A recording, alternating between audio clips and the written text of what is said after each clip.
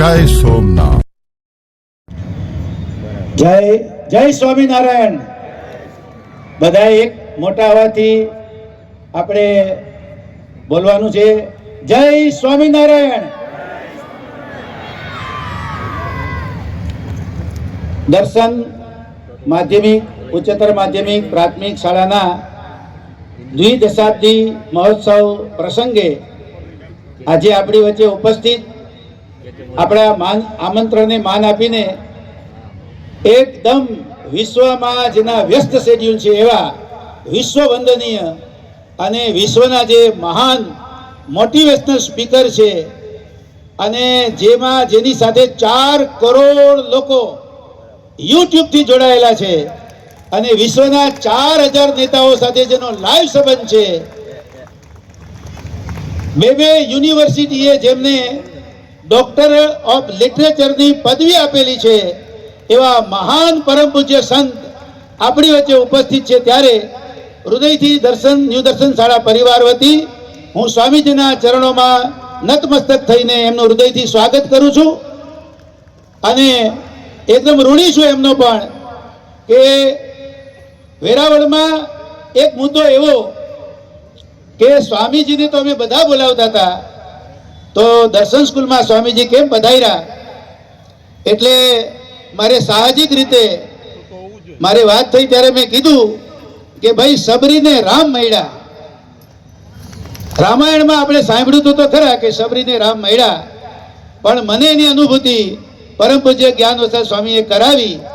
5 વર્ષથી સ્વામીજીને અમે આમંત્રણ આપતા હતા અને દર વખતે કોઈને કોઈ મૂળ તો અમારો વાંક હતો કે અમે સ્વામીજીને વાત કરતા પણ અમારો તારીખ ગોઠવીને કરતા અને સ્વામીજીનો આખા વર્ષનો શેડ્યુલ શરૂઆતથી ફિક્સ થઈ ગયો હોય છે, કારણ કે વિશ્વના 44 દેશો સ્વામીજીને આમંત્રણ આપીને બોલાવા ધન ગણે.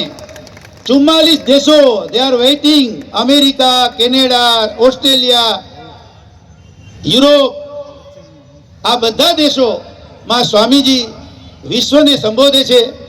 વિશ્વના ખૂબ સન્માન સ્વામીજીને મળેલા છે. આજ તો વેરાવળની ધરતી પાવન થઈ ગઈ કે આપણી ધરતી ઉપર આવા વિશ્વ વંદનીય સંત પરમ પૂજ્ય જ્ઞાનવસી સ્વામી પધાર્યા છે અને બધાને ખૂબ લાગણી કે સ્વામીજીને અમે યુટ્યુબથી તો સાંભળીએ છીએ, જેને અમે આમંત્રણ આપ્યા કે સ્વામીજી પધારે છે અમે તો યુટ્યુબથી અમને સાંભળીએ છીએ.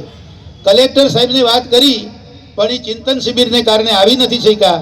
એણે કીધું કે આવા વંદનીય સંતશ્રીને કોણ ન ઓળખે અને મારે તો જરૂર આવવું છે કે હું પૂરો પ્રયત્ન કરીશ.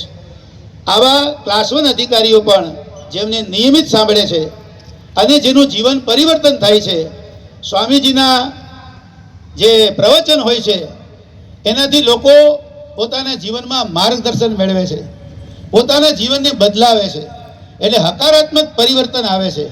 અને આ ઇન્ટરનેટના જમાનામાં આ સ્વામીજી જ આપણો આશરો છે. જે મગજની ડિપ્રેશનો આપણા વચ્ચે આવી ગયા છે, જીવન આખા વિખાતા જાય છે, ત્યારે આવા સ્વામીજી આપણા માટે એક આશરો છે, આપણા જીવનનો આશરો છે. હું ફરીથી સ્વામીજીના ચરણોમાં પ્રણામ કરીને 2-3 વાત સ્વામીજીની કહીશ. સ્વામીજી બિરલા વિશ્વકર્મા મહાવિદ્યાલયમાં મિકેનિકલ એન્જિનિયર છે, પણ એમના યુનિવર્સિટી પાસે હજારો લોકો હોય પણ સ્વામીજીની યુટ્યુબની યુનિવર્સિટી એવી છે કે એમાં 4 કરોડ લોકોએ એડમિશન લીધા છે અને નિયમિત એમને સાંભળે છે અને જીવન પરિવર્તન કરે છે. અને 2 યુનિવર્સિટી, ગોવિંદ ગુરુ યુનિવર્સિટી અને હેમચંદ્રાચાર્ય યુનિવર્સિટીએ સ્વામીજીને ડોક્ટર ઓફ લિટરેચરની પદવીથી સન્માનિત કરેલા છે. America, Australia, Canada, England, New Zealand જેવા 44 દેશોમાં સ્વામીજીના સેમિનારમાં એ મુખ્ય વક્તા તરીકે બિરાજમાન રહે છે. ભારત સરકાર અને ગુજરાત સરકાર એમને પોતાના ટ્રેનિંગોમાં, હમણાં જ તમને એક છેલ્લી વાત કરી દઉં તો છેલ્લા 3 દિવસથી ચિંતન શિબિર સુરતની બાજુમાં ધરમપુરની જગ્યામાં યોજાયેલ ગુજરાતના બધા આઈએએસ અધિકારીઓ અને ગુજરાતના બધા જ કેબિનેટથી માંડીને બધા મિનિસ્ટ્રી મંડળ એમના 3 દિવસની ચિંતન શિબિરમાં સ્વામીજીના ખાસ પ્રવચનો, 1થી વધારે પ્રવચનો ગોઠવીને બધાને માર્ગદર્શન આપવામાં આવ્યું. આ કેવડું મોટું સ્વામીજીનું સન્માન છે. આપણે બધા તાળીઓથી હૃદયથી અને ઊભા થઈને સ્વામીજીને વધાવીએ. અમને સંબોધીને એનું સન્માન કરે. જય સ્વામિનારાયણ. સ્વામીજી અનેક રીતે લોકોના અભિપ્રાય એટીટ્યુડને બદલાવવા પ્રયત્નશીલ છે. સંદેશ, દિવ્ય ભાસ્કર, દિવ્ય મરાઠી, ચિત્રલેખા, લોકસત્તા, જનસત્તા જેવા દૈનિકમાં પણ સ્વામીજીની કલમો નિયમિત રીતે પ્રસિદ્ધ થઈ છે. સોશિયલ મીડિયામાં સ્વામીજી નંબર 1 રેન્ક ધરાવે છે.